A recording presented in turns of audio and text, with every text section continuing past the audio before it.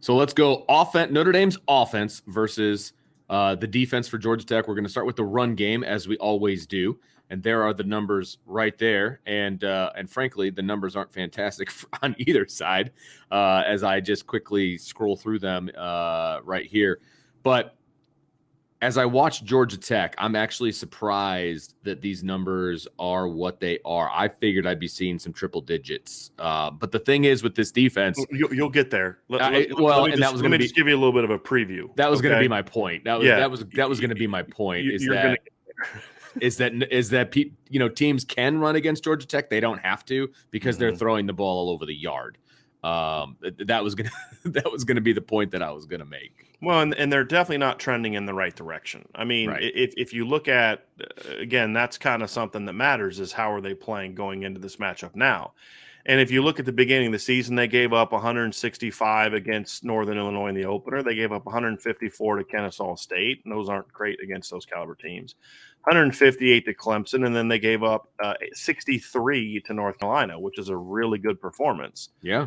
Well, since that time, during this 1-5 stretch, they've given up 181 to Pitt, 197 to Duke, 240 to Virginia, 237 to Virginia Tech, 174 to Miami, and then 195 to Boston College. That's 204 yards a game. Yeah, and I would expect Notre Dame to have a performance in this game that would start with a 2. I mean, that would be my expectation because – look, Notre Dame still is a run team in their DNA.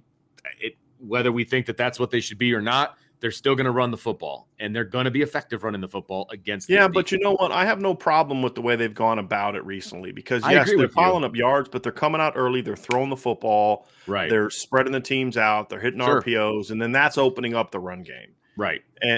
So my concern was that they were going to come out down the stretch against these bad teams and just 13 personnel run it at their face. Make it a thing that you're not going to be able to do when you play Georgia or Alabama or Ohio State. Yeah, and they've avoided that so far, and I hope they continue to avoid that these next 2 games. They've still built around the pass, and it's allowed the running game to be better and better and better. Like this week, they ran for over 200 yards, but they ran a 37-yard. Well, actually, it went for 52, but you had the downfield holding on the reverse. They had another reverse later in the game. They ran a jet sweep early to Chris Tyree. It wasn't overly well schemed or designed or executed, but they ran it. So they're still mixing it up and doing the things that I think we need to see them do. And that's the important thing. But, you look at this number and just on paper, this is why I always tell people, like, numbers can lie. If you don't understand how to read numbers or how to properly put numbers into context, then you're going to come away from this matchup with a completely different opinion of what it should be. You say, well, yeah, Georgia Tech's 98th, but they have a better yards per attempt allowed than Notre Dame has yards. They're better in touchdowns. They're better in tackles for loss compared to Notre Dame tackles for loss allowed. And their yards per game is not really that big of a difference.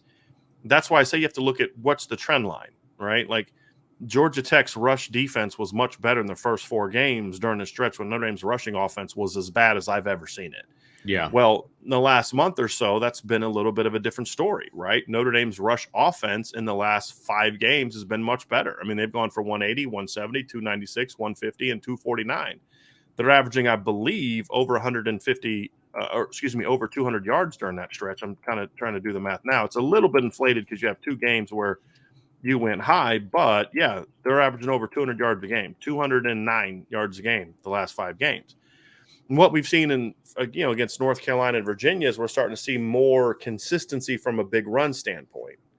And I think that's a thing that we need to see in this Georgia Tech game, Vince, is Georgia Tech has been prone to getting gashed for big runs. Yeah. They don't. It's they can do 2 different things up front, right? They're a little bit multiple up front. They're a 3-3 team by personnel. Okay. Now, if you look at their depth chart, they show at a 4-2-5, but that's not really how it is personnel wise. They're a 3-3-5 team personnel wise.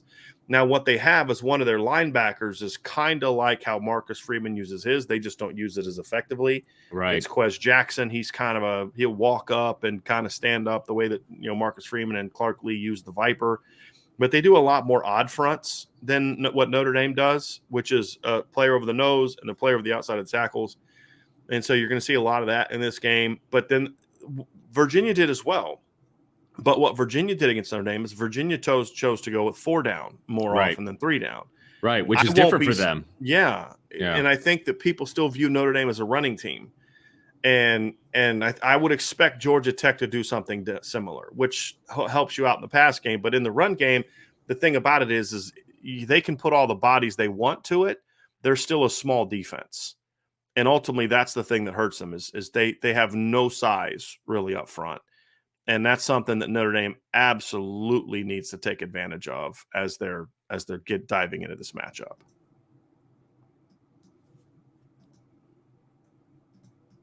Vince, you there? I'm back. What happened to you? It was a connection issue on my end. So yeah. Gotcha. I just thought you were so enamored with my brilliant analysis. Well, I mean, that just goes without nothing saying. Else to add. How do I follow that brilliance? Goes without saying. Yeah. So looks like Vince is still having some issues at the old South Bend Public School. So again, this is definitely a matchup that even though the numbers aren't significantly in Notre Dame's favor, I do believe this is a matchup that favors Notre Dame. I think when you look at the direction the two teams are going, when you look at Georgia Tech's defense, front, when you look at what they do up front, I definitely feel like this is a matchup that Notre Dame should be able to control and be able to dominate. And it's going to be an interesting thing, because I think the concern I have is that you can come into this game and you say, hey, look,